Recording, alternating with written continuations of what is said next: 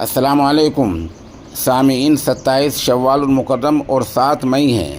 خبر کا عنوان ہے حدیث کے بڑے عالم سپرد خاک انا للہ و انا الیہ راجعون۔ آپ کو پتہ ہی ہے 24 گھنٹے پہلے مرکز نظام الدین بنگلے والی مسجد میں بحیثیت استاد حدیث کے مقیم حضرت مولانا شمس الرحمن رحمۃ اللہ علیہ کا انتقال ہو گیا تھا۔ کل بعد نماز ظہر ان کی تدفین ہو گئی ہے۔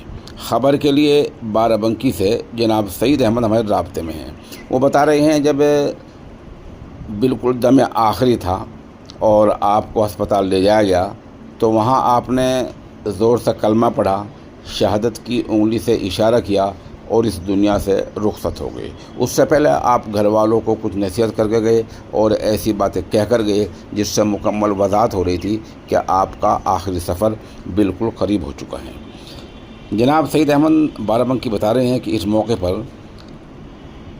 حضرت مولانا سعد صاحب نے مفتی سیف الرحمن صاحب کو تسلی دی، صبر جمیل کی تلقین کی اور پسماندگان کے لیے دعا بھی کی۔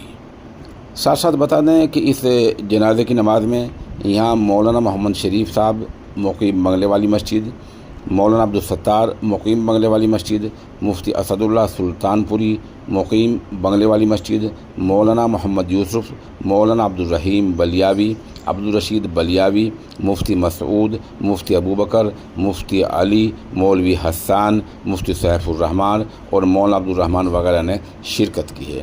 مولانا شمس الرحمن رحمۃ اللہ علیہ کا ایک بڑا مقام تھا اور ہدیے کے ام المدارس دارالعلوم دیوبند کے سابق استاد حضرت مولانا نور عالم خلیلی امینی رحمۃ اللہ علیہ کے بھی وہ استاد تھے۔ وہ بڑے عالم تھے اور لگ بھگ ربع صدی 25 سال تک وہ بیرون ملک رہے ہیں، جہاں ان کا دعوت کام میں وقت لگا ہے اور اس دوران آپ نے 24 حج کی ہیں۔